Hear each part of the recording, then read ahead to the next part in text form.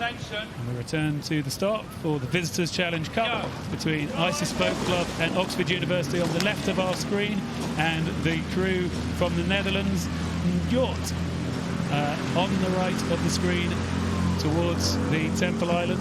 Looks like both crews getting away quite well. Few steering issues possibly in the Njord crew on the right there.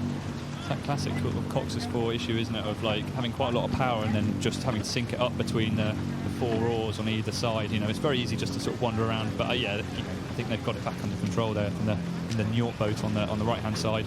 The Dutch crew now sort of closest to us on the screen with that jazzy blue and red race suit. That is a jazzy race suit, as we see them making a little steering correction there. But looks like while they were just wandering around the station slightly, the men from Oxford University have been able to certainly come back on terms. And again, we're in for another great looking race here, side by side, coming up towards the quarter mile. And we jump here along the course, coming up towards Forley, towards halfway. As we can see, the crew from Oxford University on the right have pushed into what I would have thought when we see it looks like about a length. What do you think, Adam? I think you're about right. That just looks like it's breaking clear water, doesn't it? Which is going to be tricky for the Njord crew, the Dutch crew on the left-hand side there, again in that jazzy blue, to creep back. All these athletes are sort of student athletes, aren't they? Sort of Njord being a combination of universities in Leiden forming together under this student club banner, and then obviously Oxford University and ISIS Boat Club, essentially it's just all Oxford University students, one from the boat race. One of those students was in the boat race, wasn't he? That's correct, yeah. In the bow seat, it's Charlie Buchanan, who raced in the blue boat this year. The other 3 were all in ISIS. And you can see them moving pretty nicely, moving on their station pretty well. But I think, again, there still could be something in this race. They haven't shaken off the crew from the Netherlands, from the Njord. No, they've not put them to bed, have they? They've not quite got that clear water from this shot. Tricky to tell with the parallax, but I think there's still overlap there, isn't there? I think there's still overlap, and again, it looks like there's more of a kind of relaxation about the crew from the Netherlands, if you ask me. They just kind of, it just look like the blades work hard in the water, and then they kind of relax a bit on the way forward and kind of catch their breath. Maybe just a bit more than the Oxford crew. To me, the Njord crew looks slightly more upright though, so maybe not quite as much length coming out. Kind of when you look at, I guess, at the 3 men there, not really closing that angle between his body and his thighs. So although he looks kind of relaxed, don't know if he's quite getting the length that they're getting in the Oxford boat, but they really look like they're rocking over a bit more, closing that body angle. We talked about the length of stroke. I guess you want a long stroke, you want a powerful stroke, and you don't want to slow it down. Yeah, they look relaxed, but then you look at the faces and they're actually gritting their teeth. There was, it was quite a sort of weird mix, isn't it? It's a bit like watching the swan paddle along on the river, isn't it? Classic sort of looks relaxed and then doing all the work underneath, but actually this was a bit of a reverse way round. I don't know how that will work out for them.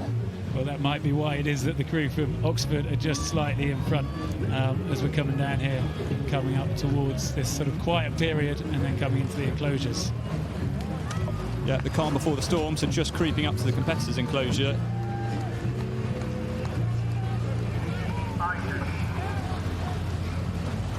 They are coming up towards that competitors' enclosure, and just reading my notes, some more details. Tobias Schroeder in the 3-seat was his highlight, was the boat race 2019, rowing in the 5-seat. And I wonder if Henley 2019 could continue his rowing highlights as they look to progress in the Visitors Challenge Cup. See him coming towards us. Charlie Buchanan's back coming towards us here.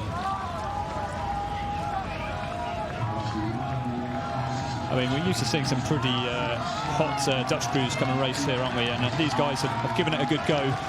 It's always nice to see the bowman there, Jelle Algie, 23 years old. It's quite a nice sort of statement, isn't it? Both his dad and his granddad have rowed and competed at Henley, which is always obviously generations come back and all have that tradition of competing. Well, I actually think he might be thinking of them now as they're coming in front of that main grandstand. They're closing in, aren't they? Closing in. That's a real close down. Gosh. The crew from the Netherlands have really made a move here. They're getting a big lift. But coming towards the line, we've gone quiet on this one, Adam. That was our fault. Look how close this one's getting as we're looking back from the finish line. This is going to look like the crew from Oxford is in front, but the bow of this boat from the Netherlands could get there first. Well, I feel like we want to take a minute. What do you think of that one? God, that was very close, wasn't it? Oh, gosh. just wait for a moment and take a look. They can all feel proud of the way they've raced it because they hung right in there. Let's have a look. We've got the exact line.